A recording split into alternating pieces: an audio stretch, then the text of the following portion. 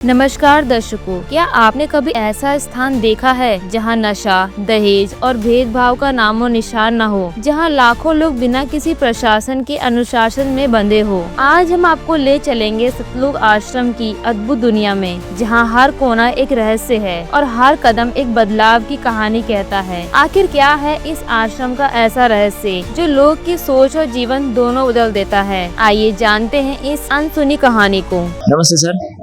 हाँ जी नमस्ते। क्या नाम सर आपका? रमेश चंद्र बुनकर, प्रधानाचार्य, सागवाड़ा ब्लॉक से हूँ, जिला डूंगरपुर, राजस्थान।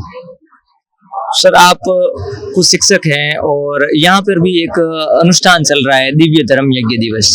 तो इसके उपलक्ष्य में आपकी जानकारी कहाँ से मिली और कहाँ से आप यहाँ पधारे हैं, तो जानकारी कहाँ से मिली आपको? सर मैं मेरे गांव में रहता हूँ, वहाँ मोहन जी त्रिवेदी हैं जो आश्रम से पहले से जुड़े हुए हैं। तो उन्होंने 2-3 बार आग्रह किया, आने के लिए आए। मेरे पास टाइम नहीं था, पहली बार नहीं आया। जब आज हमारे प्लान हुआ तो हम पूरी टीम 10 जने एक गाड़ी लेके उनके साथ आए। जैसे ही मैं सोजत सिटी सतलुज आश्रम में आया और फर्स्ट आते ही मैंने जो व्यवस्था देखी, मुझे बड़ा आश्चर्य और अभिभूत लगा कि बिना प्रशासन के यहाँ की व्यवस्थाएं सुचारू रूप से संचालित हो रही है। जब फर्स्ट एंट्री में आया तो मैंने देखा कि वहाँ पर सफाई व्यवस्था बहुत अच्छा, उत्कृष्ट क्वालिटी की थी। जैसे ही मैं अंदर आया इनके साथ में, तो वो सर थे, उनका नाम मैं भूल गया, मेरे साथ में जो थे, उन्होंने मेरे को विजिटिंग कराया। सबसे पहले दर्शन के लिए गए। दर्शन करने के बाद में हम भंडारे में गए, तो भंडारे की जो व्यवस्था थी वह भी आश्चर्यजनक, कि बिना किसी आवाज के सकुशल सभी आश्रम में आने वाले लोग जो हैं, हजारों की लाखों की तादाद में हैं, वो भोजन करके सुव्यवस्थित अपने घर की ओर प्रस्थान भी कर रहे हैं। जहाँ से उनको भंडारे के रूप में अनाज भोजन भी मिल रहा है, वो लेके जा रहे हैं। तो बहुत अच्छी व्यवस्था और बहुत अच्छा मिशन है। मैं भी मतलब यहाँ पर आया तो मुझे आश्चर्य हुआ और मैं जुड़ने का प्रयास कर रहा हूँ, क्योंकि संत कबीर परमात्मा स्वरूप जो है उनको पहले से ही मैं जानता हूँ और मैंने पढ़ा भी है। तो मुझे आश्रम में आने के बाद में पता लगा, मुझे बड़ा इतना आश्चर्य हुआ कि मैं इसको मेरे शब्दों में बखान नहीं कर सकता कि यहाँ की व्यवस्था है, यहाँ के जो सेवादार हैं उनकी सभी प्रकार की, यानी कि पानी से लगा करके पानी, स्वच्छता, ये सफाई व्यवस्था, इसके बाद में भोजन की, मेहमानों के आगमन की, उनको पानी की, चाय नाश्ते की बहुत अच्छी सुविधाएं दी है। और मैं सतलुज आश्रम के लिए उज्जवल भविष्य की कामना करता हूं और मैं भी जुड़ने का प्रयास किया। हकीकत में जुड़ूंगा, ये मैं आपको आश्वासन देता हूं। सर यहाँ पर एक प्रदर्शनी लगी हुई थी, आपने विजिट किया वहाँ पर प्रदर्शनी में? हाँ जी सर, प्रदर्शनी का अवलोकन किया। मैंने उनको देखा, जो कबीर साहित्य में मैंने कबीर विजय में पढ़ा था, उसको भी देखा। जैसे कि उबलते हुए तेल के अंदर कबीर साहब को बिठाया था, परीक्षा ली थी, वो भी देखा।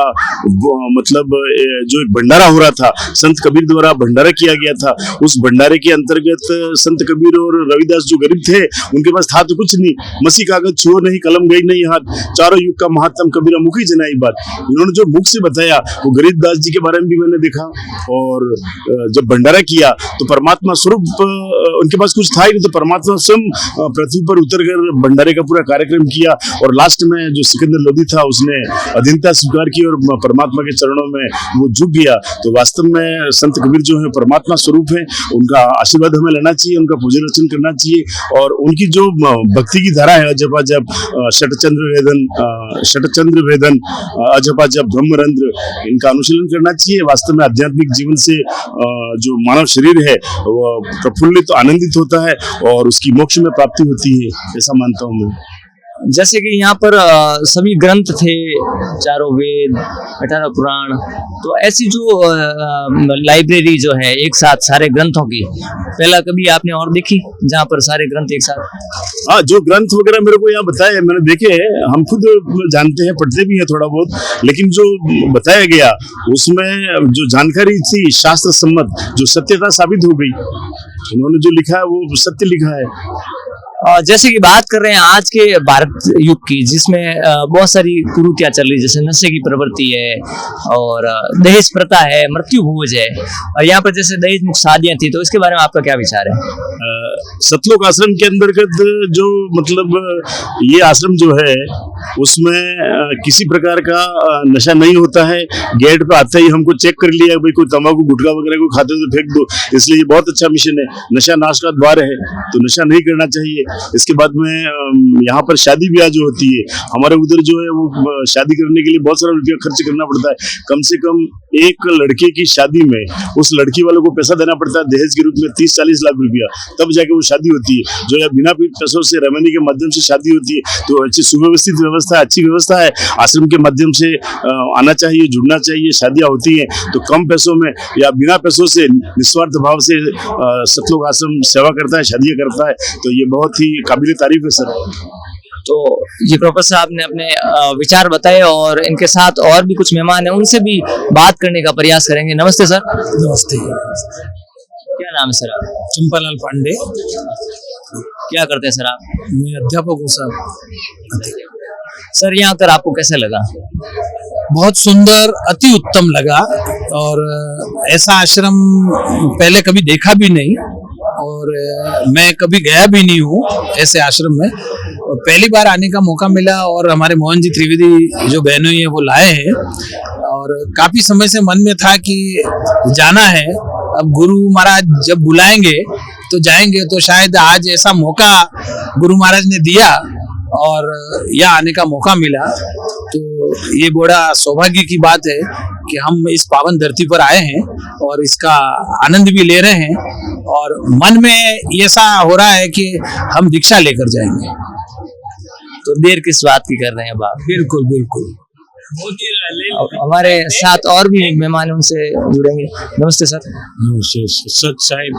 क्या नाम है सर आप? मेरा नाम राजेंद्र त्रिवेदी, मैं मुंबई में होटल व्यवसाय से हूँ।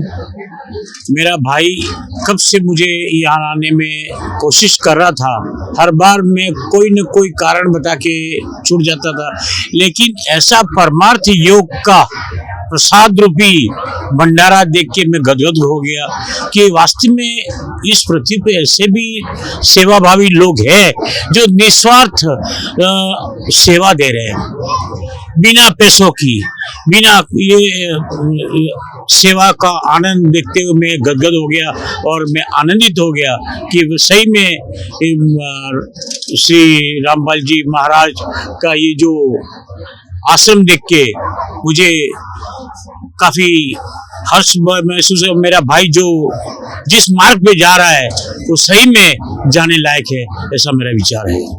तो ये थे जो सतलोक आश्रम सोजत में पहली बार पधारे हैं संत रामपाल जी महाराज के जो दिव्य धर्म यज्ञ दिवस मनाया जा रहा है उसके उपलक्ष्य में। तो बहुत बहुत सभी का धन्यवाद। इस वीडियो को देखने के बाद आपकी क्या राय है कमेंट में जरूर बताएं।